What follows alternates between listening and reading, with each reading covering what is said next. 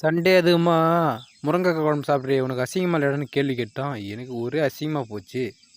சட்டன்னு கடைக்கு போய் ஒரு தூண்டி முள்ளை வாங்கிட்டு வந்துட்டேன். தூண்டி முள்ளை வாங்கிட்டு வந்து இருறா இதில் 2 முள் இருக்கடா நாக்கிலே போட்டு குத்தி வச்சிடறேன்னு சொல்லிட்டு நானும் சொல்ல.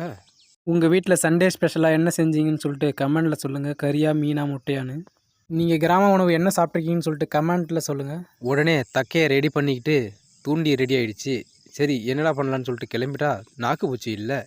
கடன்னு மேலே ஏறி நாக்கு பூச்சி தோண்ட ஆரம்பித்தேன். இருந்தது 2 நாக்கு பூச்சி தான் கிடச்சிது. சரி இதுலேயே இருக்கிற கொண்டான நிரப்பிடணும்னு சொல்லிட்டு இன்றைக்கி எனக்கு வெஜிடேரியன் இல்லைடா, அன்றைக்கி நான் வெஜிடேரியன் சொல்லிட்டு கிணத்துள்ளார இறங்கிட்டேன்.